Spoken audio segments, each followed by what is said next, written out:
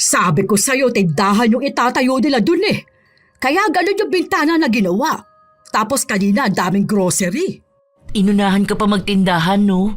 Eh yun na nga, narinig niya atang balak natin. Kaya inunahan ako. Gitera talaga yung babae na yun. Tapos ang sabi niya pa na wala raw kasi magawa sa bahay nila yung nanay niya. O ano naman, di ba? Hindi naman tama na magtayo sila ng tindahan dahil lang sa narinig nila na gusto ko rin. Next week magtindahan tayo. Ayoko! Ang tagal pa nun. Bukas na agad ha. Ipapatanggal lang to eh. Pwede na magtindahan. Yung grocery na lang ang kulang. Baka next week pa. Ang tagal naman na nun. Ang dami na kayang bumibili sa tindahan nila. Ay dapat mas marami bumili sa atin. Hindi pwede yun na sila lang ang may kumikitang kabuhayan. Dapat meron sa atin. Tapos mas maganda. Mas marami dapat ang tinda natin ha. Tapos mas mura para sa atin na bibili yung mga tao. Mauuna naman tayong madaanan eh kesa sa kanila. Tsaka ako naman eh nandito lang palagi sa bahay para makatulong din ako sa'yo. Kapag malaki ng benta ng tindahan, malamang yan lalago din tong atin. O tapos sila na yung malulugi at magsasarado. Minsan, ang taong hindi masaya sa buhay mo ay mismong kapitbahay mo. Lalo na kung laging nakakakita ng kung anong bago sa'yo, yun din ang gusto nilang makuha. Ganon si Maris. Lahat ng meron sa iba, dapat meron din sila kahit na hindi na nila kaya. Sa ganitong pag-uugali, lahat ay may kapalit. Ano kaya ang nararapat na parusa para sa inggitera na kapitbahay? Kanina, nakita ko may bagong post si Josephine. Nasa dagat sila. Pagdagat na rin tayo. Oo, sige, sa birthday ni Jenny. Sige, gusto ko yung meron din tayong, ano ang tawag doon? Yung sumakay sila sa banana. Banana boat yun, ma. Nakita ko nga post nila nun eh. Ang yabang pa nila, no? Akala ata nila eh, sila lang ang may kayang gawin yun. Nakita mo rin pala yun? Eh naiinis ga ako. Tapos panay puro mga post nila ang nakikita ko. Eh wala namang pera mga yun. Saan kaya sila kumuha ano?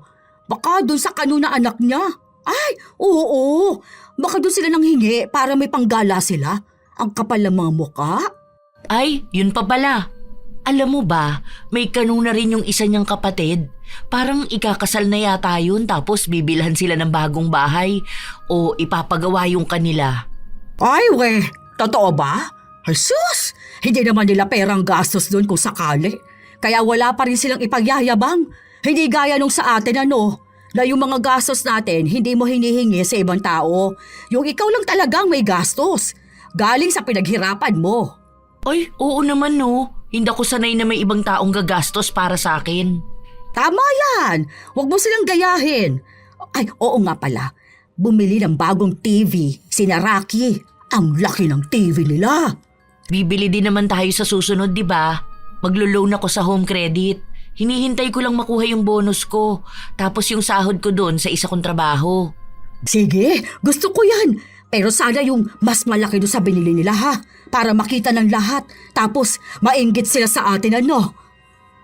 Ganon ang madalas na usapan ng mag-ina. Pareho silang nakikipagsabayan sa mga kapitbahay nila. Walang pakialam kahit nakapos sila sa pera o kailangan nilang pagtuunan ng pansin ang ibang bagay. Basta makita nilang meron ng iba, dapat nun meron din sila. Kailangan ding sila ang bida sa lahat.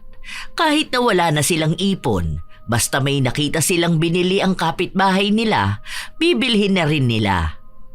Ilang araw pa ang lumipas, nakabili na sila ng mas malaking TV. Ang luma nila, ibinenta nila para lang may maging pera sila na tatawid sa pang-araw-araw nila. O diba? Ang mga mata nila, kanina pa nakatingin sa atin. Mga naiinggit eh. Mamaya yan paglabas ko magtatanong yan sila. Nakatingin talaga sila ha. Kita mo naman kanina, diba? Kita ko nga, yung isa na pataas pa ng kilay. Paano? Wala naman silang pambili ng ganyan. Yung TV ata ng mga yun yung malaki pa ang likuran. Ipapang-inggit ko sa kanila yan. Bubuksan kong TV tapos manunood ako. Pwede dyan yung YouTube, diba? Oo, at may Netflix din ako. Ayun, maganda yun. Para makita nila na mayaman talaga tayo at mas angat tayo sa buhay kaysa sa mga dukha na yun. Huwag mo sabihin na home credit lang to ha. Ay, hindi ah. Bakit ko naman sasabihin sa kanila? Ang sasabihin ko, cash mo binili yan. Kasi malaki ang sahod mo. Alam mo ba, niyayabang kong sahod mo dun kay Joshua. Aba, ang sabi pa naman sa akin naman 70K ang sahod niya sa isang buwan. Sabi ko, ikaw nga 100K. Isa pa yung mayabang. Bibili raw siya ng kotse. Ayun nga ang sabi niya sa akin nung nakaraan. Hindi ko ata nasabi sa'yo. Aba, niyayabangan ako bibili ng kotse kasi nahihirapan daw siyang pumasok sa trabaho. Kako saan siya magpark ang liit lang naman ang harapan nila. Ayun, hindi niya nasagot.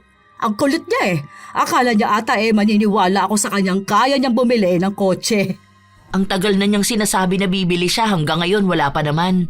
Hindi nun kaya dahil wala naman sila laging pera Ay basta tayo, bibili tayo ng kotse, di ba? Kapag napaayos na natin ang harapan, ayoko namang ipark kung saan baka laruin nyo ng bata. Saka na yun, makakabili naman tayo nun. Madali na lang yun sa akin. Magkano lang ang kotse? Siya. Ayusin na natin ang bagong bili nating TV. Gusto ko na makita at panooran. Matapos maipagyabang ni Maris ang bago niyang TV, lumabas na siya para makipag-usap sa mga nakaabang sa kanya. Talagang ipinangalandakan niya kung magkano ang halaga nun at kung magkano ang inilabas ng anak niyang pera para lang daw mabili yun. Malamang, mayaman ang anak ko Ang dami kayang pera nun. Kung anong gusto kong ipabili bibili nun. Bait, di ba? Hindi ganun ang mga anak ninyo paano? Hindi nyo naman sila napalaki na maayos. Hindi gaya kung paano ko napalaki ang mga anak ko. Isa pa lang siyang nagtrabaho Paano kung nakahanap na yung isa ko pang anak? Aba, dapat doon niya na ang itatawag niyo sa akin noon. May nagbiro pa sa kanya na magpautang siya. Totale, marami naman daw silang pera. Ayoko ng ganyang nagpapautang. Hindi naman kasi kayo nagbabayad Baka magkagalitan lang tayo kapag nagkataon. Magsumikap na lang kayo. Tapos kausapin ninyo mga anak nyo na magsumikap din sila sa buhay para naman maranasan ninyo yung makaangat ba, di ba? Habang nag-uusap sila, maya-maya lang din ay napadaan si Keira. May binili siyang hindi makita. Ano yan? Para po sa laptop ko. Keyboard po ito. Tingin nga ako. Ito po mechanical keyboard po. May ganyan ang anak ko Mas maganda dyan. Mas mahal pang bili. Alam mo ba na may bago kaming TV? Ang laki! Tignan mo sa bahay. Silip ka dyan sa pinto. Nakita ko po yun kanina. Laki di ba? Ano masasabi mo sa anak ko? Siya bumili nun. Ang mahal nun. Ano pong sasabihin ko sa kanya? Nakabili naman din po ako ng TV. Bibili nga po ako ng automatic washing machine. Nakabili na po pala ako. I-deliver na lang dito sa amin. Ano naman yun? Yung washing machine po na hindi na kailangan magbanlaw. Ilalabas na lang po yung mga damit, diretso sampay na. Meron na palang ganon? Bakit bibili ka? Saan ka ba bibili nun? Matagal na pong may ganon. Pansin ko po kasi na nahihirapan si mama na maglaba, kaya naisipan ko po na bumili. Para hindi na po mapagod ang kamay niya. Isasalang lang naman po yun, tapos yun na po. Baka yan din yung gustong bilhin ng anak ko. Tama, yan yung sinasabi niya sa akin. Hindi ko lang maintindihan nung nakaraan. Alam mo naman kasi ang mga matatanda. Akala ko normal na washing machine lang. Sige po, uwi na po ako. May gagawin pa po ako Napatango na lang si Maris. Nung umuwi siya, agad niya ring sinabi sa kanyang anak kung ano ang napag-usapan nila ng kanilang kapitbahay. Yon ang sabi niya, para daw sa mama niya. Sus, imposible na makabili yun sila, ma. Ang daming utang ng mga yun, Saka mahirap lang sila Yung ordinaryo bang tao kaya makabili ng ganon? Hindi, no? Yabang lang yun. Sabi ko na nga ba na yabang lang yung ganon? Ramdam kong hindi totoo. Gitera kasi yun, Nalaman niya na may bagong TV tayo. Malamang yung mama no nainggit tapos sinabi sa anak niyang gusto niya rin ng ganon. Kaya ayun, hanggang sa salita lang sila makakabili. Ang baba kaya ng sahod niya. Baka bills pa lang hindi na siya makabayad Magkano bayad nun kapag ganon ang gamit? Meron kami nun dati sa dorm. Sige, hayaan mo na sila. Kanina pala, sabi sa akin ni Junjun, ipasok mo raw sa trabaho yung anak niya. Gusto niya rin daw maging malaki ang sahod doon. Dapat sinabi mo na hindi kami hiring. Yun na nga ang sinabi ko. Medyo alam mo naman ang utak, hindi sapat. Kulang sa buwan. Hindi maintindihan yung sinabi ko. Gusto rin daw nilang makabili ng TV. Ang sabi ko, ikaw nga ang kausapin. Pero ang alam ko talaga, hindi nga kayo hiring. Sige, ako na lang magsasabi sa kanya. Nagpatuloy ang ilan pang mga linggo. Isang hapon, mag-isa lang si Maris na nakaupo sa sala habang nanonood sa bagong bili nilang TV. Nakabukas ang pinto para lang maipakita sa mga dadaan na may malaking TV sa bahay nila. Maya-maya pa, nakarinig siya ng boses mula sa labas. Parang may dumaan din na truck. Kaya lumabas siya. Nakita niya si Keira na naglalakad.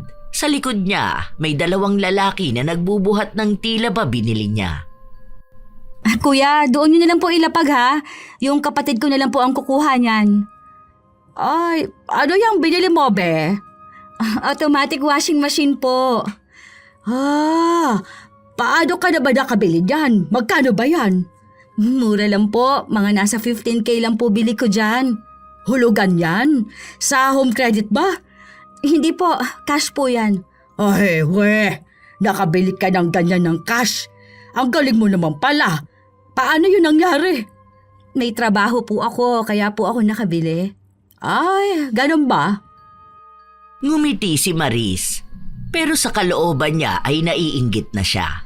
Hindi na siya makapaghintay na umuwi ang kanyang anak para masabi na may binili nga ang bago nilang kapitbahay. Nung kinagabihan, doon na muling nag-usap ang mag-ina. 15K nga raw ang bilin niya. Hindi ako naniniwala na kaya niya yun ng cash, no? Baka kamo home credit lang yun pero ayaw niya lang sabihin ng totoo. Sus, magkano ba naman ang sahod niya? Saka nag-aaral pa yung kapatid niya, di ba? Alam mo, pansin ko na parang ang bilis nilang umangat sa buhay. Baka may ginagawa silang kakaiba, ano? Ay, oo nga. Baka scammer sila. Di ba may biniling laptop si Keira nung nakaraan? Sabi ko na nga ba, may kakaiba yung ginagawa. Hindi talaga ako naniniwala na ganun lang yung trabaho niya tapos nakakaangat na agad sila sa buhay. Imposible na ang bilis nun. Depende na lang kung may iba pa. Alam ko na. Baka naman tulak yung tatay niya, tsaka yung kapatid niya. Sabi ni, baka nga. Makakabili siya ng cash tapos may balak pa silang ipagawa ang bahay nila. Di ba? Meron nga talagang something. Sige, mamatsagan ko yan sila. Mahuli ko yan, ititimbre ko yan kay Dos. Tignan natin kung makapagyabang pa sila. Front lang yung trabaho niya. May illegal na gawain yan.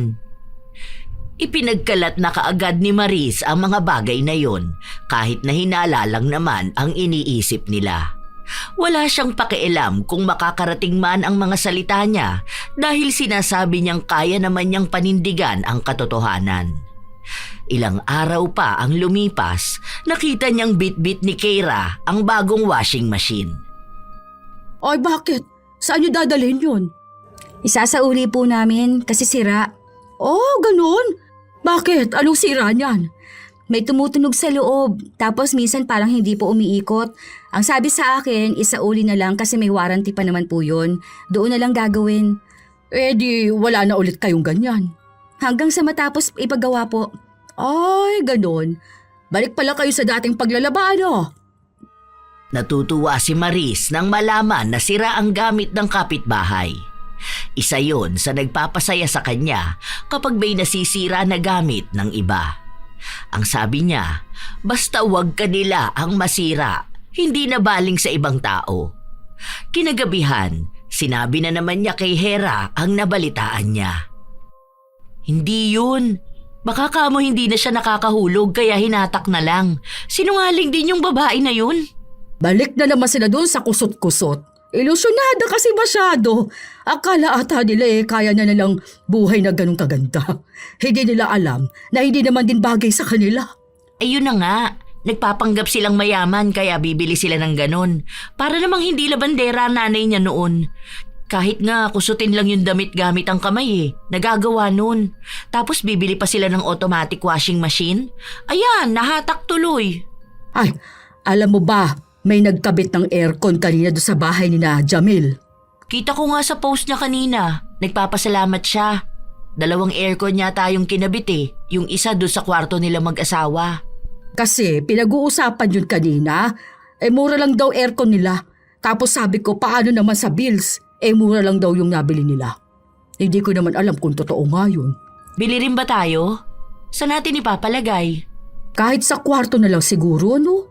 Hindi ko rin alam. Saan ba dapat? Pwede naman dito sa sala. Kaso lagi ka na magsasara ng pinto at bintana nun. Ganon?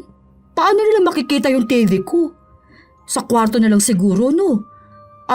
Pwede naman banda rito. Para kapag nakabukas ang pinto, makikita nila na may aircon tayo. Tapos bibihira ako lang bubuksan. Kumbaga, kapag magbubukas ako, doon na lang ako tatambay sa kwarto. 2 rin papakabit natin? Sige, sakto lang yan. Kasi nga magtatag-init na rin. Grabe pa naman ang init sa panahon ngayon. Ay sige, bili ka ng aircon ha. Oo, ako nang bahala. Sa susunod na linggo bibili ako 2. May bago na namang ipagyayabang si Maris. Nung dumating na ang aircon na bili nila, ikinabit na rin agad yun. Sakto naman na dumaan ang ina ni Keira kasama ang dalaga. Napahinto pa sila sa tapat ng bahay ni na Maris. Bili ng anak ko, cash yan. Sakto po yan para naman hindi mainit. Malapit pa naman na po ang summer. Oo, yun nga ang sabi sa akin ng anak ko Sabi niya, para hindi ako mainitan. Alam mo naman kapag tumatanda na, hindi pwede na masyadong mainit na panahon. Yung mama mo, di mo ba bibilihan ng aircon? Bibilhan po. Pinapaayos ko lang po yung kabilang kwarto. Doon po ilalagay. Wala po kasing kisame. Ay, talaga ba bibili rin kayo?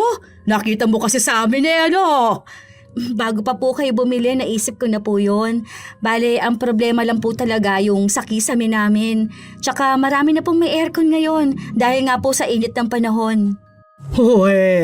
Kasi dito sa atin hindi naman lahat merong aircon. Yung iba nga nagtitiis sa init. Saan ka naman kukuha ng pera pambili ng aircon? Baka naman makikabit kayo ng kuryente kapag naputulan kayo. May trabaho po ako. Tsaka mag-work from home na po kasi ako. Kailangan ko na pong magkaroon ng aircon sa bahay para makapagtrabaho ako ng maayos. 1 month na lang po papayagan na akong magtrabaho sa bahay. Talaga ba? Yung anak ko ayaw mag-work from home. Hindi siya pinapayagan kasi kailangan siya sa office nila.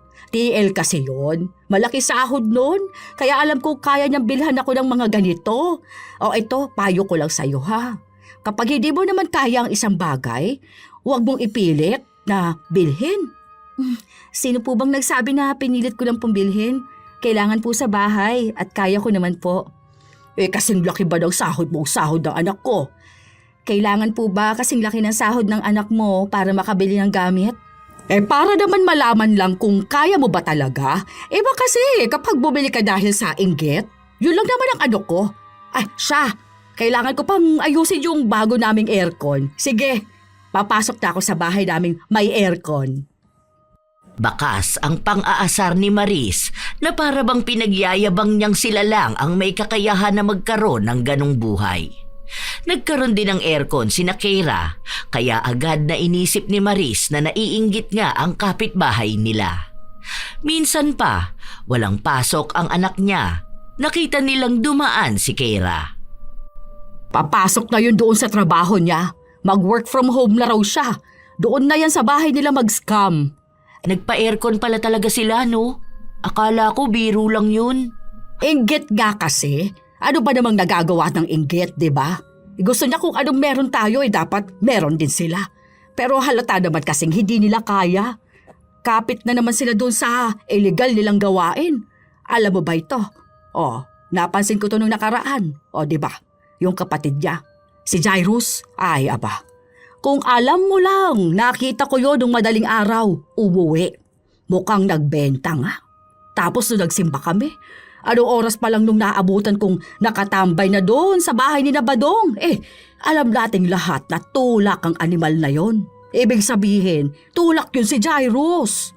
Halata naman, Saka gumagamit din yun sila. Tingnan mo yung mata ni Keira, ang lalim. Baka nga yung work na sinabi niya ibang work yun. Baka nagbebenta na yun siya ng katawan niya. Isa rin yan sa naiisip ko. Ayaw niyang sabihin anong trabaho niya, di ba? Tapos malaki raw ang sahod niya. O ano bang malaking sahod kapag naging high-end pokpok ka? Hayaan mo siya. Bahala siya sa buhay niya. Siya naman ang mahihirapan nun pag nagkataon eh. Basta kapag may bibilhin sila, dapat mas maganda yung atin, ha? Aba, syempre naman no. Alangan naman magpapatalo ko sa kanila. Hindi naman pwede yun. May pambili rin ako. Talagang nakikipagsabayan ang mag-ina sa mga kapitbahay nila. Akala nila sikat na sila dahil sa pagkakaroon nila ng magandang gamit. Pero ang kasikatan pala nila ay tungkol sa panggagaya sa ibang tao. Nakikisama na lang ang iba at nagkukunwari na namamangha silang kaya nilang makabili ng ganon. Sa totoo lang, kaya naman talaga ng sahod ni Hera. Pero sa tuwing may nakikitang bago ang iba, dapat mas maganda at bago ang kanila. Saka yun ipagyayabang ng ginang sa mga taong nasa paligid nila, maging dun sa tao na ginayahan lang din niya.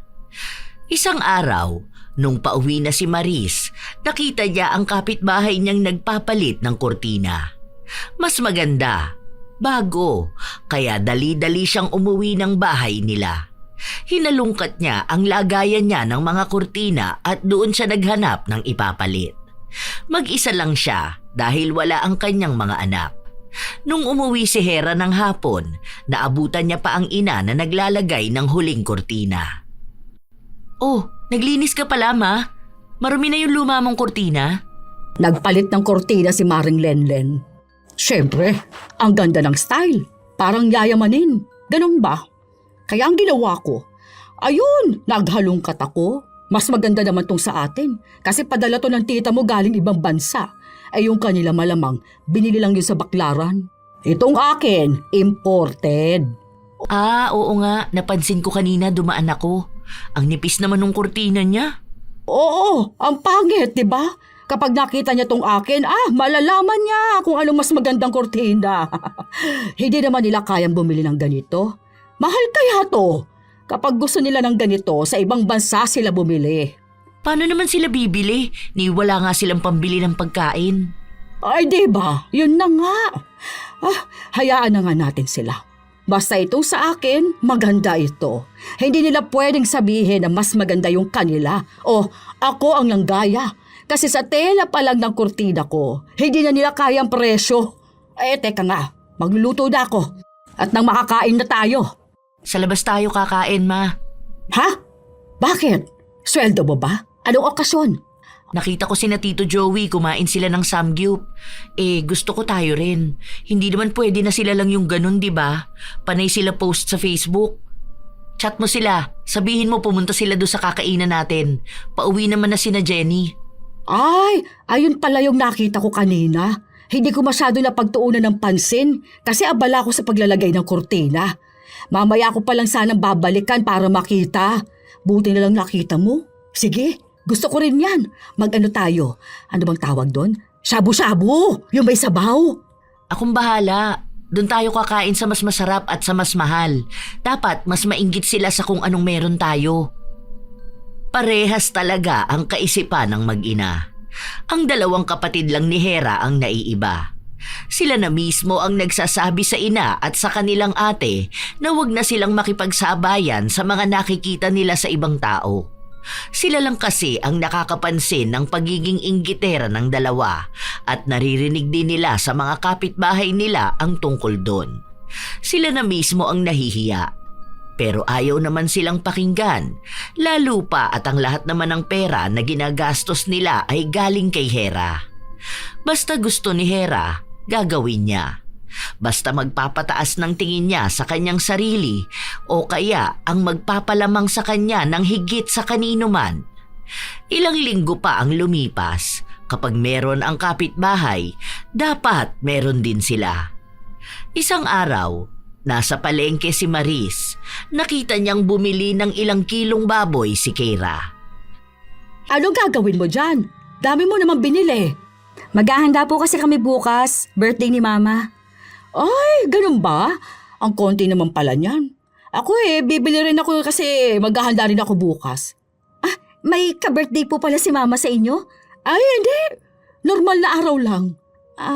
Bakit pa po kayo bibili ng ilang kilong baboy at lulutuin kung normal na araw lang po? Wala lang. Kasi kaya naman namin tong ganito. Tsaka, naghahanda talaga kami kahit walang may birthday sa amin. Ganun talaga kami. Tsaka araw-araw naman dapat nagse-celebrate, di ba? Para kasi magpapakain po kayo ng isang barangay. Malamang kapag naghahanda nagbibigay sa kapitbahay, di ba? Hindi naman kami madamot, kaya nagbibigay ako. Yun ang dahilan kaya ang dami kong pinagbibili. Bakit pa ba ako pinakikialaman? Hindi naman po sa pinakikialaman ko kayo. Nagtatanong lang naman ako. Ganun na rin yun. Baka naiinggit ka lang kasi mas marami yung binili ko. Hindi naman po ako inggitera. Ay, sos! Narinig ko na rin yan sinabi ng ibang tao. Pero ang totoo nun, naiinggit naman pala sa amin. Sa bagay, hindi ko naman masisisi ang mga tao kung may inggit sila sa amin. Ganitong buhay ba naman ang meron kami, di ba? Mas mayaman kami, mas angat na higit sa lahat. Kahit na anong gusto namin nakukuha namin. Ganun po ba? Maganda nga po yun. Pero ako po yung klase ng tao na hindi po naiinggit sa anumang meron ng ibang tao. Kahit po nasa kanila na ang lahat, habang ako, wala kahit na ano. Nagagawa ko pa rin naman pong pumalakpak sa tagumpay ng iba. Ipokrita! Walang taong ganon! Kapag mababa lang, laging naiinggit sa mga taong mas angat ang buhay. Hindi po lahat ng tao. Nagpanggap ka pa talaga. Hindi po ako nagpapanggap. Totoo po yun. Sige, sabi mo Hindi ko naman mapapalabas ang totoo kahit na gusto ko. Yun ang pinapalabas mo sa ibang tao kahit na ang totoo nun inggit ka talaga. Alam niyo po, hindi po lahat ng tao naiinggit sa ginagawa ninyo. May mga tao pong masaya ang buhay kahit na wala sa kanilang lahat. Tanggapin niyo rin pong hindi kayo ang angat sa sinuman. Dahil marami po na meron ng ibang tao na wala rin kayo.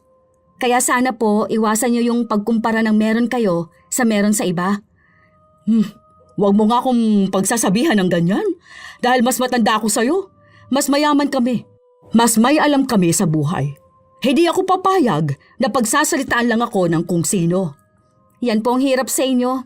Lagi niyong sinisimula ng tao. Pero kapag kayo naman po ang binalikan, wala na po kayong ibang ginawa kundi ang magpa-victim. Hay, makauwi na nga. At ang init dito sa palengke. Buti pa sa bahay namin may aircon. Hindi na lang kumibo ang dalaga.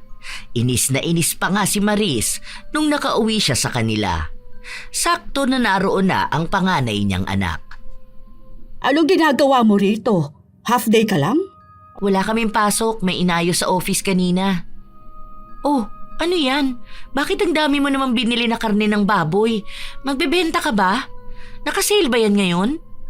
Hindi. May handaan kasi bukas kina Kera. Birthday ng mama niya. Nakasabay ko siyang bumili. Ayun, dinamihan ko na lang din ang bili ko. Magluluto na nga lang ako para may handaan din tayo. Maghihintay pa ako ng bigay sa kanila. Birthday pala. Sige, okay lang yan. Dapat bumili ka ng pampansit. Meron pa naman dyan. Tsaka kumpleto naman na to. Pwede rin akong bumili bukas ng umaga. Total, maaga naman nagbubukas dyan sa tindahan. Doon na lang ako bibili ng ibang tinda. May nakalimutan nga akong bilhin Paano? Nainis ako doon kay Keira. Halata naman na naiinggit siya. Bakit? Ano ba napag-usapan niyo? Sabi niya na hindi naman daw ako nakakainggit. Naniwala ka naman doon? Dakilang inggitera yung pamilya nun. Ayun na nga. Kaya umalis na rin ako dahil nakakapikon siya. Pinaglalaban niya talaga na hindi siya naiinggit sa atin. Paano? Napahiya ata siyang mas marami pa yung binili kong karne kanina kaysa doon sa binili niya. Tingnan mo bukas niyan mas marami pa ang ihahanda ko. May pasok ka ba bukas? Wala. Mga 2 araw kaming walang pasok. Ayun, sakto. Magpatugtog din tayo. Arkila tayo ng videoke, no? Dapat yung mas malakas kaysa sa kanila. Sige, gusto ko na rin magkakanta. Nagkasundo ang mag-ina ng gagawin nila kinabukasan. At yun nga ang nangyari. Maaga pa lang ay gumising na sila para magluto. Nag-argila rin sila at kumanta. Inimbitahan nila ang iba pa nilang mga kapitbahay para lang magpunta sa kanila, kaysa sa bahay ng may kaarawan. Wala naman silang ibang narinig mula sa pamilya ni Keira, hanggang sa natapos na lang ang araw. Para bang sila ang mas masaya.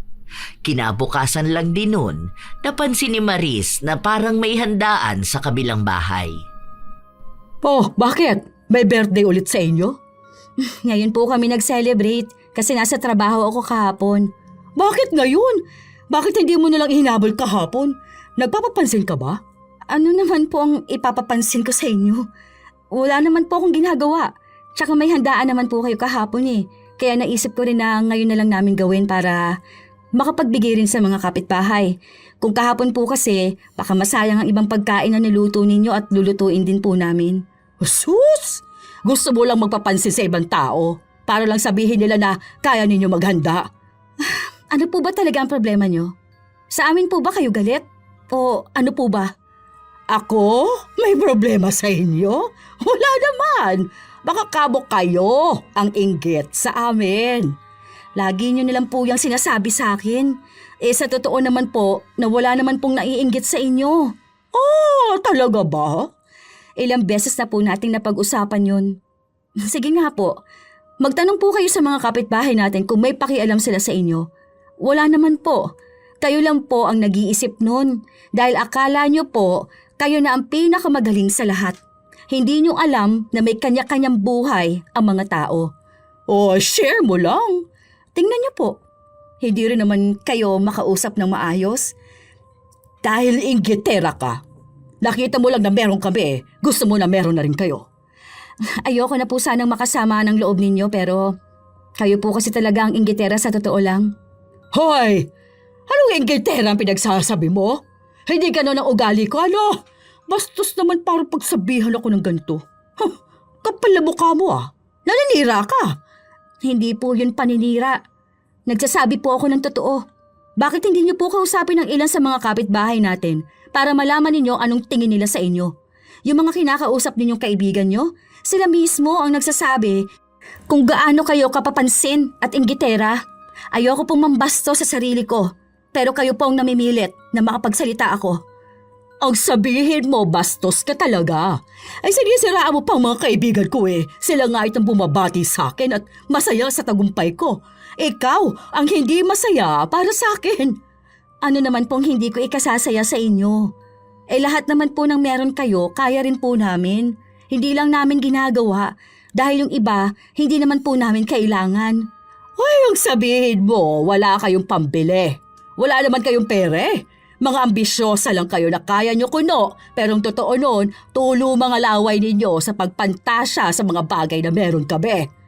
Sige po, kung yan talaga ang gusto ninyong paniwalaan. Mahirap naman po kasi makipaglaban sa isang tao na walang ibang alam gawin kundi ang paniwalaan kung ano lang yung gusto nila. Kung yun po ang tingin ninyo, okay po. Inggit na po kami. Grabe po yung inggit namin. Gusto na po namin magkaroon ng kung anong meron sa inyo. Kaso mahirap lang po kami. Paano po kami makakabili ng ganun? Nakanganga po kami kapag may bagong gamit kayong binili. Nakatunga nga po kami kasi sobrang yaman niyo po.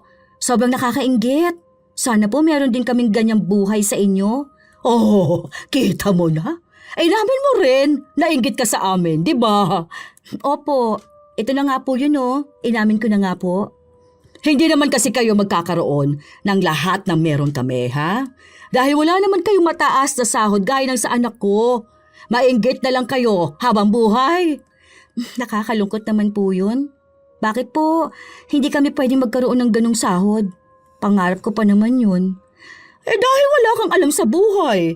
Ay, ano ba itong ginagawa ko? Bakit ba inaaksi akong oras ko sa pakikipag-usap sa'yo, ha? Ay, makaalis na nga. Ano ba yan? Inis na inis si Maris dahil nga may handaan sa kabilang bahay. May narinig pa siya na ang sarap nga raw ng lutong ulam ni Keira. Mas malinamnam nga raw at mas malambot ang karne. Ayaw pa naman sa lahat ni Maris na naririnig ang ganong bagay dahil iniisip niyang mas angat ang iba kapag pinupuri sila. Dapat siya lang ang pupuriin. Anong masarap doon? Di wala nga akong malasahan. Tapos ang liliit pa ng hiwa ng mga karne. Kita mo naman bigay ko kahapon, di ba? Ang lalaki ng hiwa nun. Hindi tinipid. Dahil kilala na siya ng mga kapitbahay nila, sumang-ayon na lang ito sa kanya. Kapag kasi kinontra siya, malamang ay magtatalo lang sila. Umiiwas na lang talaga sa gulo ang mga kapitbahay nila. Ilang linggo pa ang lumipas, kay Keira madalas na nakatuon ng pansin si Maris. Lalo na at mukhang umaangat sila sa buhay. Isang araw, pansin niyang nagbukas ng tindahan ang kapitbahay nila. Sabi ko sa'yo, tindahan yung itatayo nila. Sabi ko sa'yo, tindahan yung itatayo nila dun eh. Kaya ganun yung bintana na ginawa. Tapos kanina, ang dami grocery. Inunahan ka pa magtindahan, no? Eh yun na nga. Narinig niya atang balak natin. Kaya inunahan ako. Enggitera talaga yung babae na yun. Tapos ang sabi niya pa daw, wala raw kasing magawa sa bahay nila yung nanay niya. Ano naman, diba? Hindi naman tama na magtayo sila ng tindahan dahil lang sa narinig nila na gusto ko rin. Next week magtindahan tayo. Ayoko! Tagal pa noon. Bukas na agad ha. Ayusin ko yung bintana. Papatanggal lang to pwede na magtindahan. Yung grocery na lang ang kulang. Bakit next week pa? Ang tagal naman na nun. Ang dami na kayang bumibili sa tindahan nila. Dapat mas maraming bumili sa atin. Hindi pwede yung sila ang may kumikitang kabuhayan. Dapat meron sa atin. Tapos mas maganda. Mas marami dapat ang tinda natin ha. Tapos mas mura para sa atin na bibili yung mga tao. Mauuna naman tayong madaanan kesa sa kanila.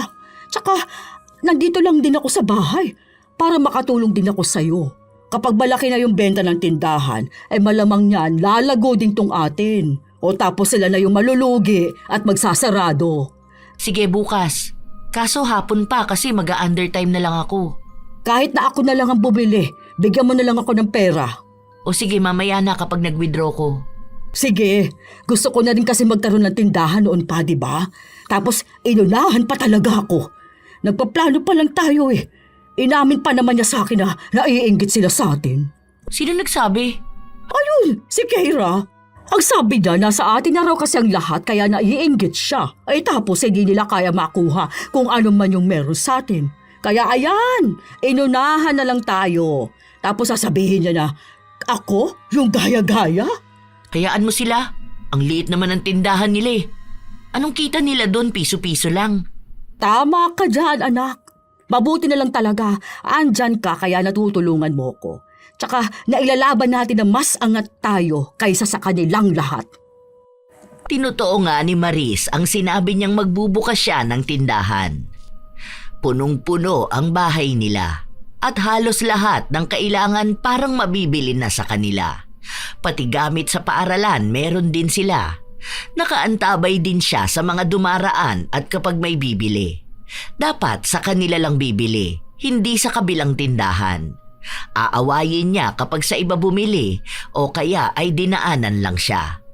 May mga nangungutang din kasi sa kanya kaya kapag nakita niyang bumili sa tindahan ni Keira, hindi na niya pauutangin pa ulit. Ilang araw ang lumipas, nagsarado ang tindahan ni Keira. Tuwang-tuwa siya noon. Isang beses pa, bumili sa kanila ang dalaga. Anong bibilihin mo? Surf powder po. Ay bakit? Nagsarado na ang tindahan niyo? Maliit lang naman yun, ma. Magsasarado talaga agad kapag ganun. Ay sa bagay, kasi mas maraming tinda sa atin eh. Lahat na nga hanapin nandito na oh. Wala po kasing magbabantay kaya pinaubos na lang muna namin. Oo bakit? Yung nanay mo, nasa bahay lang naman siya. Para namang matulungan ka niya, di ba?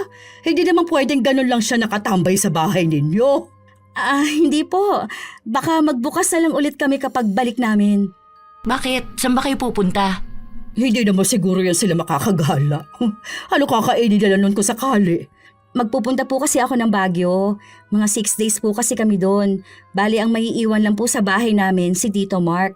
Pero kasi hindi yun marunong magbantay ng bahay. Totoo ba? Napupunta kayo ng Baguio? Opo. Doon na po kasi ako magbe-birthday din. May pera kayong pampunta ron?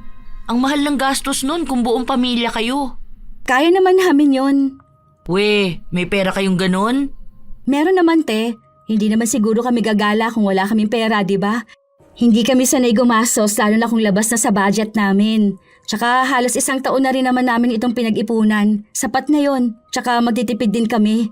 Oh, ganun ba? Kailan naman kayo aalis? Kami rin magbabagyo eh. Di ba anak? Oo, pero bukas pa yun. Baka magkita-kita pa pala tayo doon. Sa susunod na araw po kami. Kasi may pasok pa ako sa trabaho. Baka nga magkita pa tayo doon. Malawak yung pasyalan doon. Gaano ba kayo katagal? 1 week din. Iniisip pa nga namin kung susundan na agad namin ng papuntang Ilocos. Kaya naman namin yung ganun. Kaso may pasok kasi yung mga bata. Nasabi ko na yun sa kanila. Di ba 2 weeks silang walang pasok? Ako naman pwede ako mag-work kahit saan. May on-site at work from home naman akong trabaho. Okay nga yun malamig dun sa Baguio. Nakapunta na ba kayo sa Baguio, Keira? First time pa lang po. Kami, kasi di ba ilang beses na kami nakapunta dun eh. Ang lamig dun sobra. Kaya kung ako sa inyo, kung lamigin kayo, magdala na agad kayo ng makakapal na jacket. Baka naman magsando pa kayo dun ha, 'di ba? Alam naman po namin. Nakapag-research naman po ako. Ayun! Kami kasi halos taon-taon nagpupunta sa ganun. Lalo na minsan kapag gusto lang namin. Ganun ba? Itong anak ko kasi, ang dami nitong pera. Kaya kapag naiisipang mamasyal sa kung saan-saan na lang, gagawin na namin. Kaya nga po nagsusumikap ako magtrabaho para kapag may pera na ako, pupunta kaming ibang bansa. Ay, ako rin! Ganyan yung balak namin. Planado na yon, Ma. Kukuha ka na lang ng passport mo. Oh, nakaplano na pala yun. Makikita mo na kaming nasa ibang bansa nun. Hayaan mo, bibigyan kita ng ref magnet. Ay, teka, gumagana pa bang ref nyo? Baka naman wala kang paglagyan ng ref magnet na ireregalo ko sa'yo. Meron naman po. Bali gumagana pa naman po yung ref namin. Gumagana pa naman? Ibig sabihin, pwedeng masira na rin agad? Ay baka nga. Kasi sobrang luma na nun, di ba? Yun pa yung ref nung unang panahon na ang kapal maglabas ng yelo sa freezer. Yung sa atin walang ganun, di ba? Oo, maganda yung sa atin Mahal ang bili ko doon. Baka po pwedeng makuha ko na po yung binibili ko. Ay, ano ulit yon? Surf powder po. Ay, wala na pala. Ubus na. Napailing na lang si Keira. Ang tagal niyang nakipag-usap, wala naman pala siyang napala. Nung kinagabihan na, biglang nag-empake ang buong pamilya ni Maris. Nagtaka pa nga ang mga kapatid ni Hera pero sinabi lang niyang gagala sila. Mabuti na lang at wala na nga talagang pasok ang mga yon. Nagpunta sila ng Baguio pero natapos na ang 1 linggo, hindi naman nila nakita si Keira. Kahit na ang post nila na nasa Baguio sila. Kaya nung nakauwi na sila, kinausap ni Maris ang kapitbahay. Hindi po kami natuloy. Hindi na lang daw po kami gagala, sabi ni Mama. Sa susunod na lang daw po. Nung ginawa nyo naman doon sa pera nyo? Kung hindi naman pala kayo gagala, baka wala naman talaga kayong pera. Kami kasi 1 linggo talaga kaming nasa Baguio.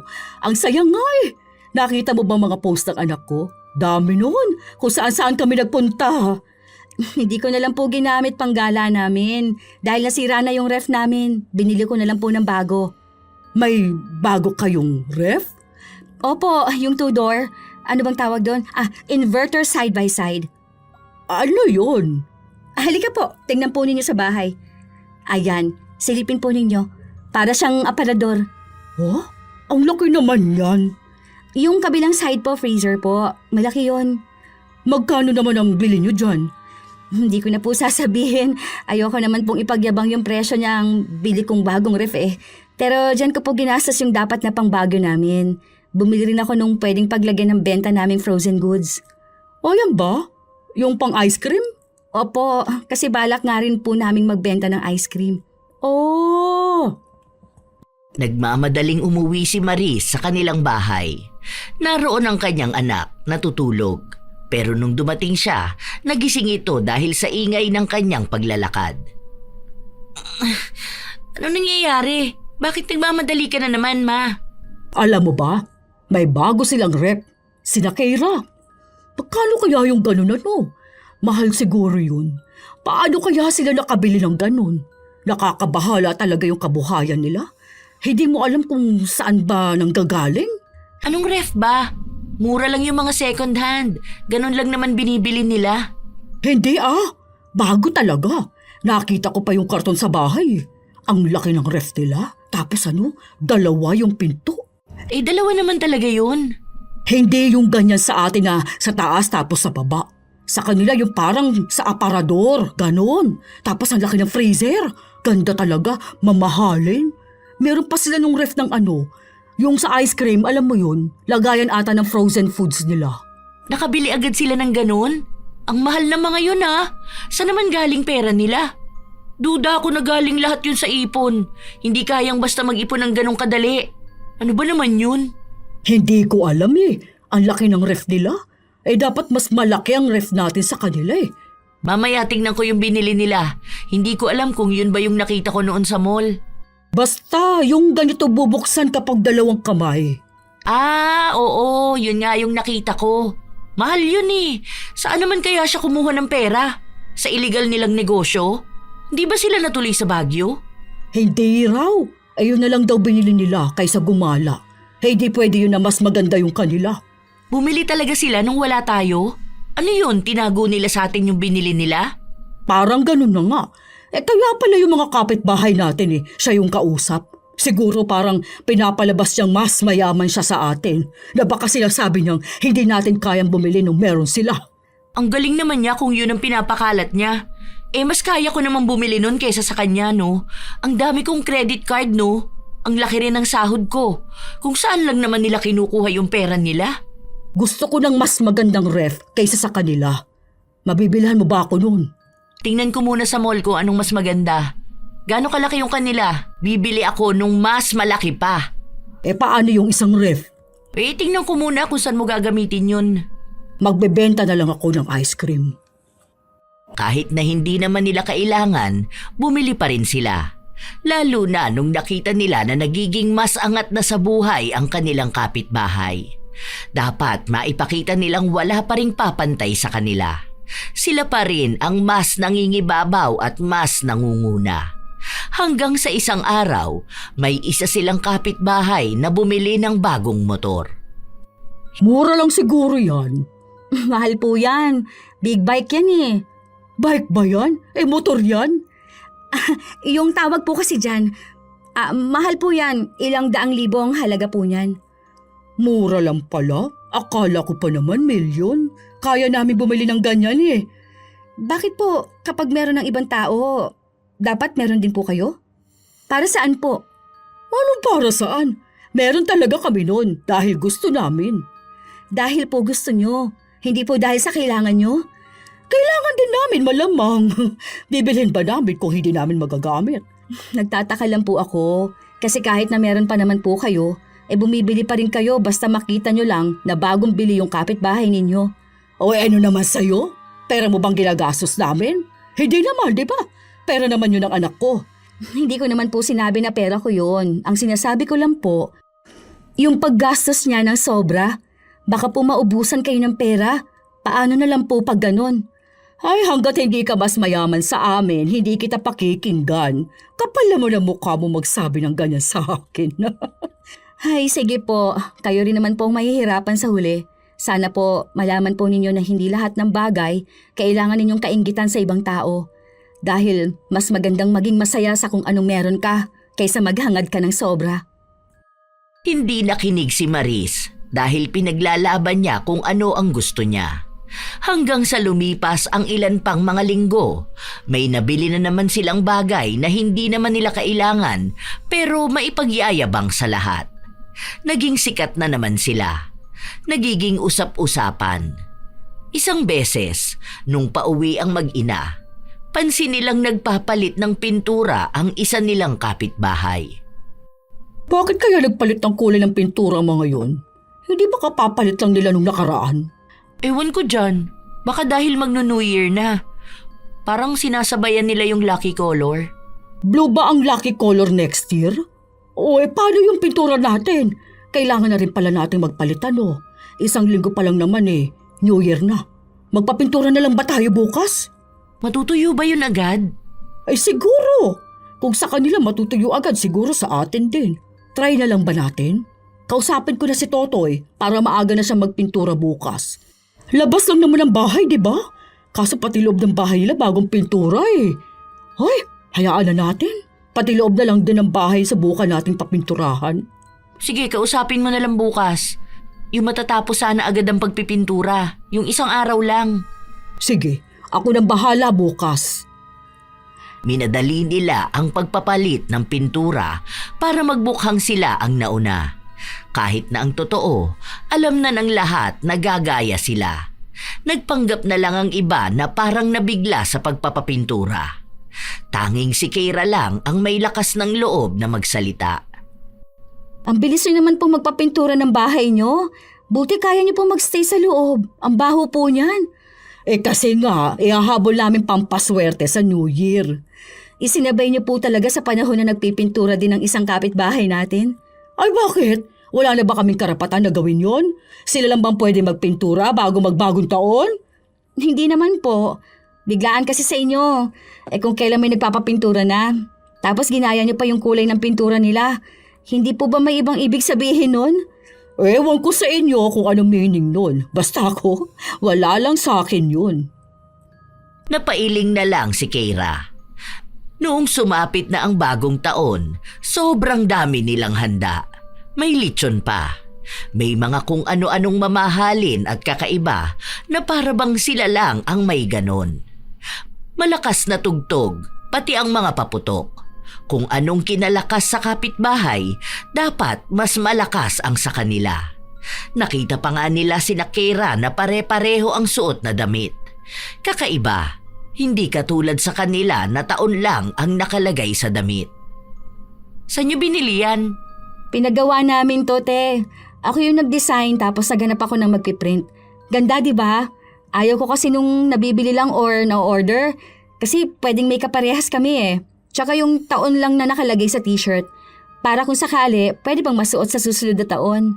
Hindi naman maganda yung ganyan.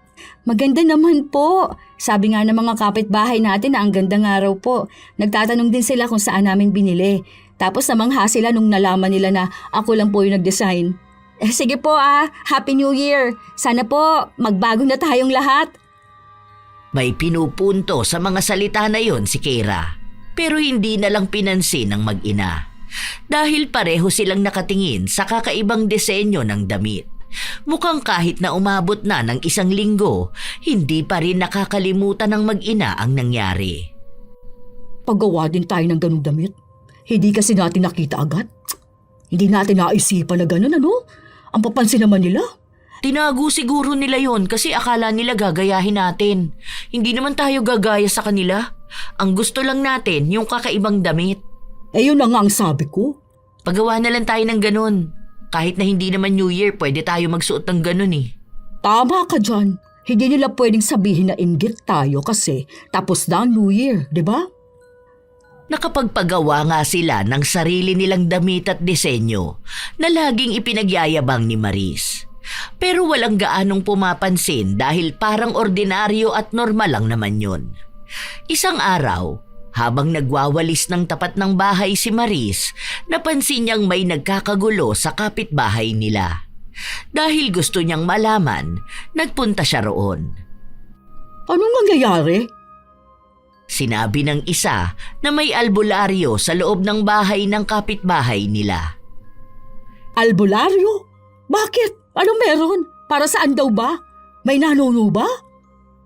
Sinagot sa kanya na nakulam daw yon at nilalabanan ng albularyo. Simula nung araw na yon at gumaling ang kapitbahay, bigla na lang siyang naging sikat sa kanilang lugar.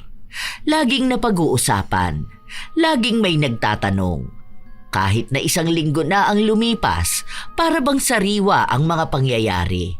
Kahit na anong pagpapapansin ni Maris, tila ba hindi siya pinapansin. Naiinis naman talaga ako. Bakit? Anong meron? Paulit-ulit yung kwentuhan ng mga kapitbahay natin. Sikat na sikat sa kanila yung nakulam. Para mga ewan.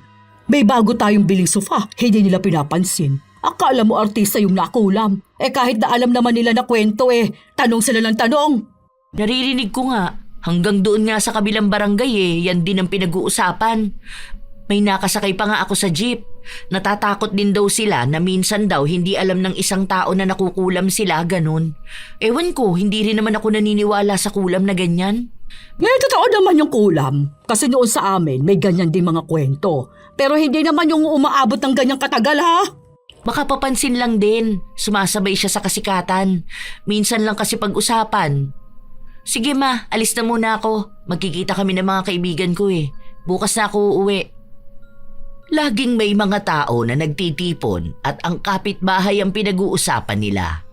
Kaya ang nangyayari, nawawala siya sa paningin ng iba. At iyon ang ayaw niyang mangyari. Kaya ang ginawa niya, sa sobrang inggit sa atensyon ng iba, kumausap siya ng isang tao na pwedeng magpakulam sa kanya. Wala siyang pakialam kung may masamang mangyayari sa kanya, basta maging sikat lang siya sa iba. Mabilis lang din naman yung nangyari. Gumising na lang siya isang beses na may tumubong malaking bukol sa kanyang kabilang mata. Dahil doon, naging sikat siya sa lugar nila. Okay lang po ba kayo? Bakit hindi niyo po yan ipa-check up? Nakulam ako. Hindi naman to kaya ng simpleng check-up lang. Nakulam? Hindi naman po totoo yung kulam. Ano yan? Nakulam ang kapitbahay natin. Nakulam na rin kayo? Kakaiba naman ata yun. O hindi ba pwedeng nakulam din ako? Huwag niyo pong sabihin na pati ang kulam na nagpapasakit sa isang tao, kaiinggitan mo rin. Kakaiba naman na yun. Ay, wag mo nga, ang sakit, aray ko. Ay, Hala, namumulay ang bukol nyo. Parang may dilaw din sa gitna. Parang nana po. Hindi ba yan puputok?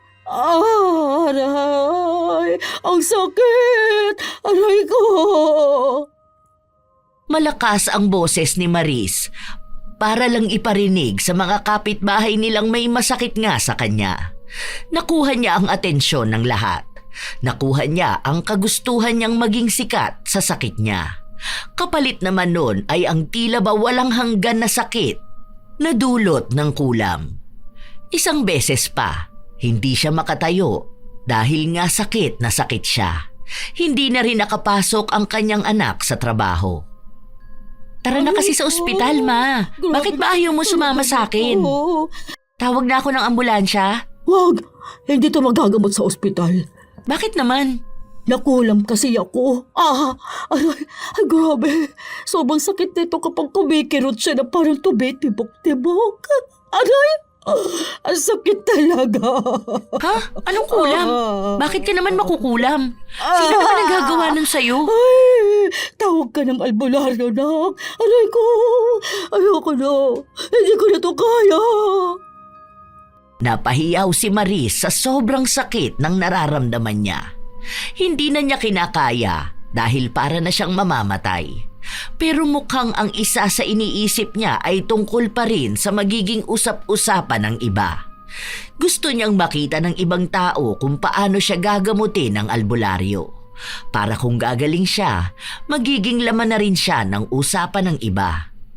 Magiging mas matagal ang atensyon sa kanya ng ibang tao. Yun naman talaga ang hangad niya, kaya nga siya nagpakulam. Maya-maya pa, dumating ang albularyo na pinahanap niya sa anak. Bukas ang bahay nila. Nasa sala sila. Ang daming taong nakikinood. Ang daming tao na nagbubulungan. Aray ko Kapit po. ka lang, ma. Sakit Andito naman na yung albularyo. Parang awa mo na pagalingin mo ako. Hindi ko kayang sakit. Ayoko ng ganito. Gumawa ng paraan ang albularyo kung paano siya kokonekta sa mangkukulam o sa taong gumawa nun. Nangyari ngang nakausap niya ang mangkukulam. Doon inamin na hindi naman siya galit at wala naman siyang ibang gustong mangyari. Inutusan at binayaran lang siya ni Maris para lang ipakulam siya. Naiinggit daw kasi ito sa nangyari sa kapitbahay nila na nakulam. Napapailing na lang ang albularyo. Hindi niya ginamot si Maris dahil ayaw niya sa lahat ay ang ganong klase ng kaso pagdating sa pagpapakulam. Ngayon lang din siya nakakita ng taong naiinggit sa kulam at nag-utos ng iba para ipakulam siya. Umalis ang albularyo nang hindi man lang sila hinintay na magpaliwanag. Dahil sa nalaman na yon, mas naging maugong ang pangalan ni Maris, lalo na ang pagiging inggitera niya. Paano na kaya to, anak? Anong gagawin ko? Paano na ako gagaling nito? Aray! Hindi ko rin alam, Ma. Naghahanap pa ako ng iba pang albularyo. Bakit mo naman kasi ginawa yan? Paano? Walang pumapansin sa akin. Grabe, ayoko na ng ganito. Hindi ko naman alam na magiging ganito kasakit eh. Grabe, parang sugat na kumikiro tapos parang paputok ang bukol. Aray ko. O ito, may nakausap na ako. Kaso siya ang pupunta rito sa bahay. Baka to, kaya ka na niyang magamot. Sana nga. Kaso next week pa siya pwede. Ang layo niya kasi. Sana mabilis siyang makarating dito.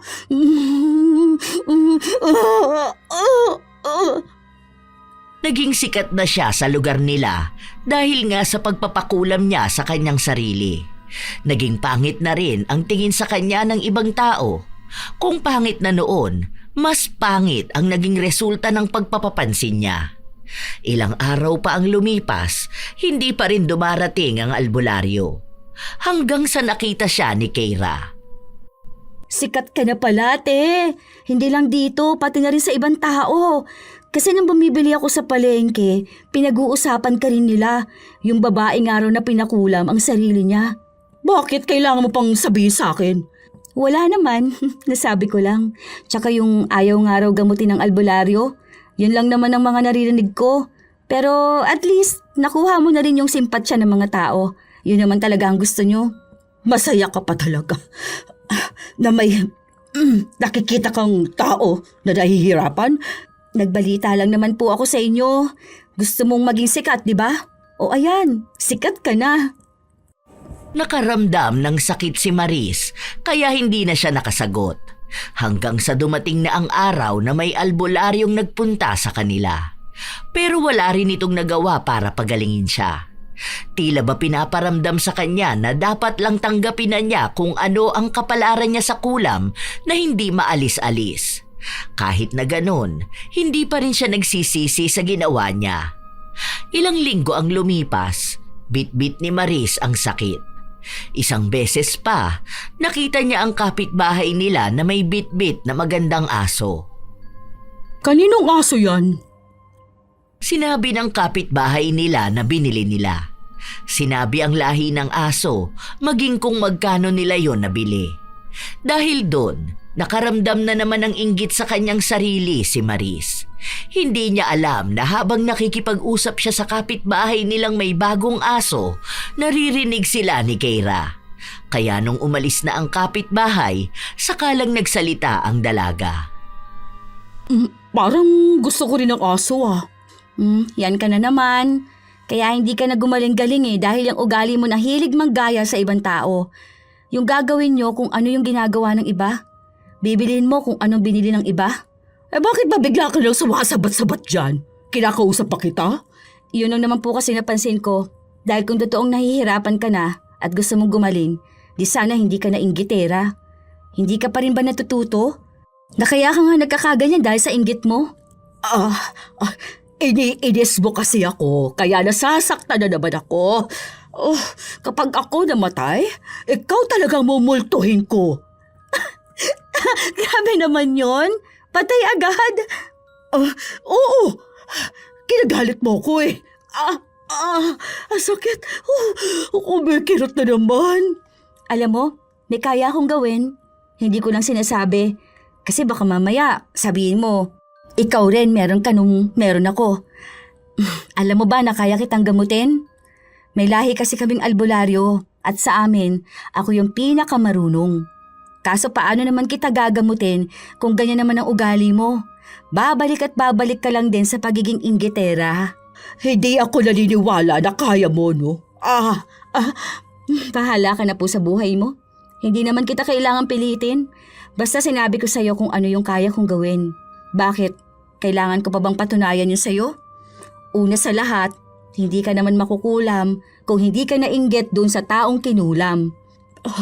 Baka ikaw pang kumulam sa akin. Bakit ko naman gagawin yun? Hindi kita pag-aaksihan ng oras ano? Tsaka ikaw na rin ang nagsabi na ginawa mo yun kasi naiinggit ka na nakulam yung kapitbahay natin. Bakit ka ba kasi laging naiinggit? Hindi mo ba kayang mabuhay nang hindi ka man lang tumitingin sa buhay ng iba? Hindi nga ako naiinggit. Alam mo sa sarili mo kung anong totoo. Kung makakapagsinungaling ka sa iba, hindi sa sarili mo. Alam mo kung bakit. Alam naman naming lahat na sinasadya mo talaga na gawin yung ginagawa ng ibang tao. Nagkaroon kami ng tindahan. Nagbukas ka rin ng tindahan. Nung bumili ako ng gamit, bibili ka rin. May nakulam, nagpakulam ka rin. Hindi mo ba alam kung gaano kalala ang kulam?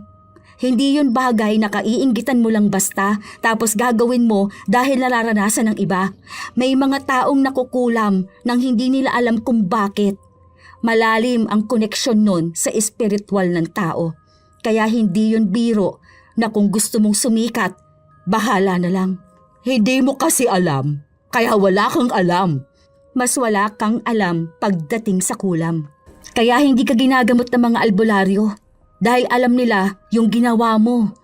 Baka kapag nalaman mong may nagayuma magpapagayuma ka. Nung nalaman mong nagpakulam, magpapakulam ka rin. Siguro parusa na rin yan sa'yo. Kasi paano mo malalaman ang parusa mo kung ikaw mismo hindi mo alam kung paano babaguhin yon? Ewan ko sa'yo. Huwag mo nga akong kausapin. Aray, sakit. Hindi pa rin naniniwala si Maris sa mga sinabi sa kanya ni Keira. Hindi siya nagbago. Sa halip ay mas lalo lang din siyang naging inggitera. Dahil nga may aso ang kapitbahay nila, nagkaroon din sila ng aso.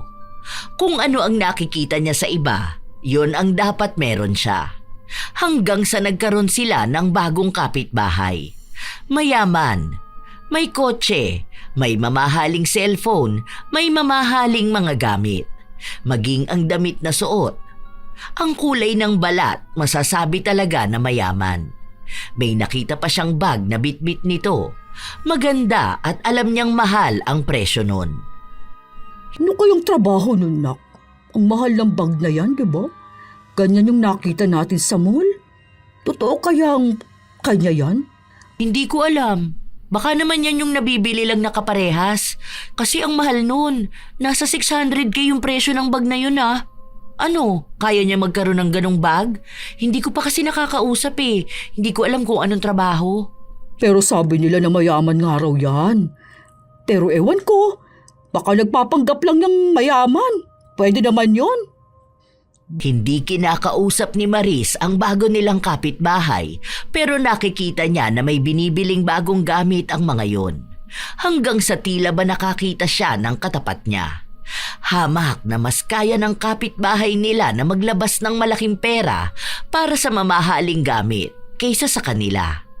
Nakatulala nga lang si Maris sa labas habang tinitingnan ng kapitbahay na may biniling bagong sasakyan.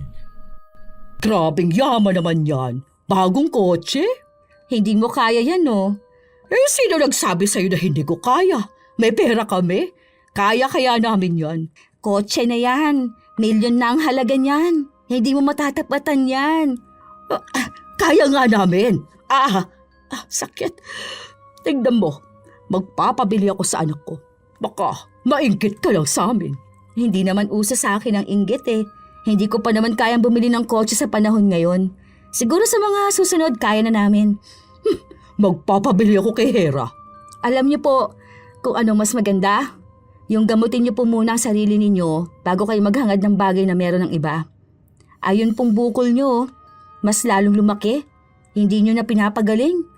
Sa bagay, mas malala naman ang inggit. Kasi yun, wala talagang makakapagpagaling doon. Hindi yun nagagamot ng doktor o kaya ng albularyo. Aray. Sakit. Kumikirot na naman itong bukol ko. Magkukulam ka talaga. Gumagamot po ako ng kulam. Hindi ako mangkukulam. Ay, alam niyo na ba kung anong trabaho niyang bagong kapitbahay natin? Kung bakit ang yaman nila? Mukha ba may pakialam ako sa kanila? Aray. Kahit po hindi ninyo sabihin, alam kong meron. Abogado po yung babae, tapos yung lalaki naman may-ari ng isang negosyo. Hindi ko lang alam kung anong negosyo yun, pero parang pagawaan ng mga sapatos. Ganun. Tapos yung anak nilang panganay, may negosyo rin. Tapos mayaman na sila noon pa man. Kasi may namana sila sa mga magulang nila. Kaya kahit na anong gusto nila, talaga mabibili nila. May pera sila eh. Hindi lang luho. Jesus! Kaya rin namin yung ganun ano. Hindi lang kami makabili ng kotse agad. Dahil sino magmamaneho, di ba? Hindi naman pwedeng ako dahil may sakit ako tsaka matanda na ako. Tanggapin nyo na lang po ang katotohanan na may taong mas mayaman kaysa sa inyo. Yung taong kayang bumili ng bagay ng walang kahirap-hirap. Kung sa kanila kayo makikipagtapatan, naku po, ubos po ang pera nyo. Sa kanila kasi barya pa lang ang nababawas. Ay baka kayo, yung todo yung hirap. Barya lang ng anak ko. Kinumusta nyo na po ba ang pera ng anak nyo? Baka po hindi nyo alam ha, na malaki na po ang utang niya. Natanong niyo po ba siya kung may emergency funds kayo? Kasi paano kung kinailangan nyo ng pera? May mailalabas po ba siya? May magagamit kayo? Kasi hindi nyo pwedeng ibenta ng kaparehas sa presyong gamit ninyo. Ang mangyayari niyan, mababa ang bili. Lugi kayo. Tapos ang taas pa naman ang pride nyo. Iisipin ninyong napahiya kayo kapag naibenta ang gamit ninyo. Wala akong pakialam sa'yo. Dahil alam ko maraming pera ang anak ko. Kung anong meron sa amin, yon ang kinikita niya at sobra pa. Kaya huwag kang papansin. Ang sa akin lang, concern ako sa anak ninyo. Panay ba naman kasi oo sa mga gusto nyo eh. Tapos sa mangyayari nun, mahihirapan siya magbayad. Pero kayo, bahala kayo. Kasi hindi naman kayo nakikinig sa sinasabi ng ibang tao kahit sana concern lang sa anak mo. Walang naging kibo si Maris. Lagi-lagi ring sumasakit ang bukol niya. Ilang albularyo na ang nakausap ng anak niya pero wala pa rin kayang gumamot sa kanya. Hanggang sa nagpabili siya ng kung ano dahil nakita niyang meron nun ang kapitbahay nilang mayaman.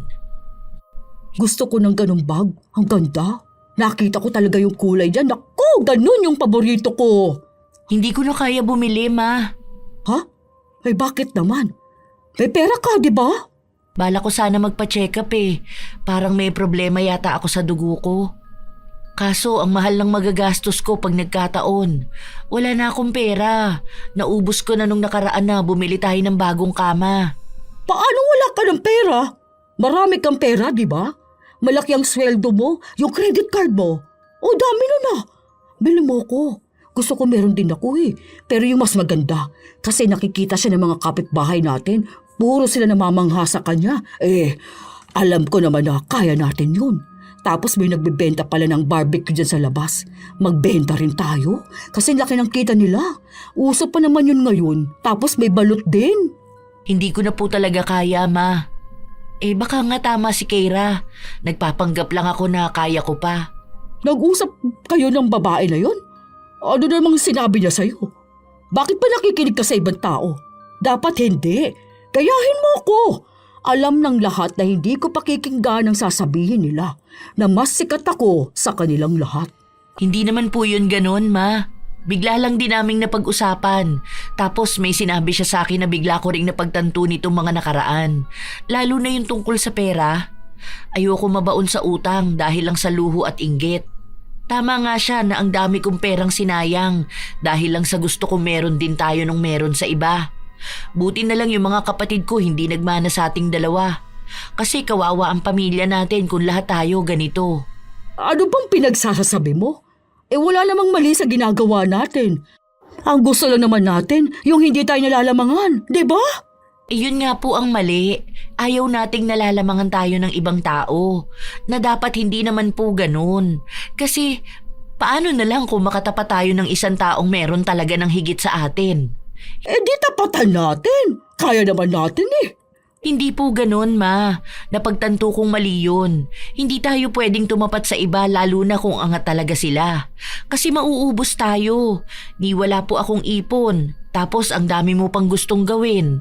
Stress na nga ako na hindi kita mapagamot eh. Sana po matutunan mo rin kung ano yung natutunan ko. Okay lang yan. Sa una ka lang dan yan. Nagpapa-apekto ka kasi sa sinasabi sa ng Keira na yun.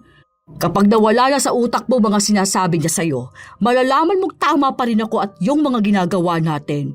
Kaya kung gusto mo ng negosyo, magluto na rin tayo ng barbecue. Kaya ko pa naman. Minsan hindi na sumasakit tong bukol ko. Itong buwisit na bukol na to. May nagbebenta na po nun. Huwag na natin kalabanin. Kapitbahay lang po natin, oh. Kahit na, lakas kaya ng benta. Ano, sila lang bang dapat kumita ng kabuhayan? Sa palengke nga tabi-tabi nagtitinda, di ba? Oh, bakit sa negosyo rito sa atin hindi pwede? Kaso nagnenegosyo ka lang naman po pag gusto mo.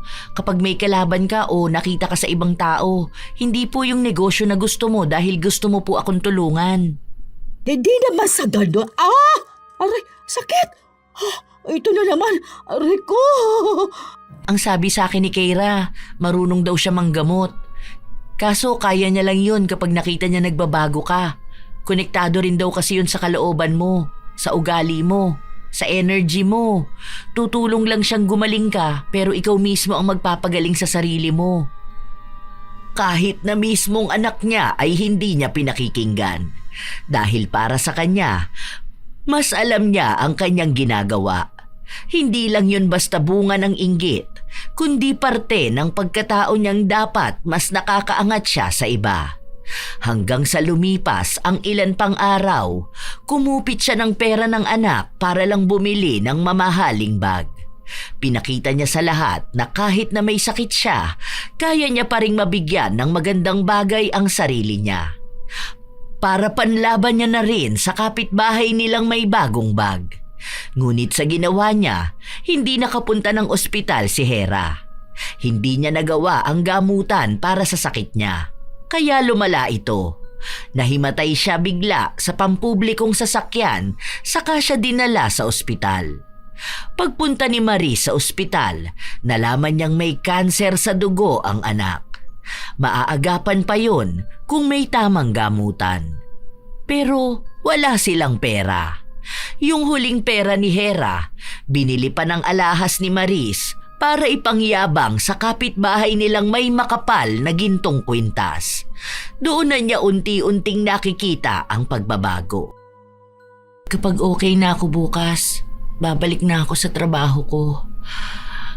Kailangan natin ng pansustento rito sa bahay. Magtipid na lang siguro muna tayo. Hindi mo naman kaya magtrabaho.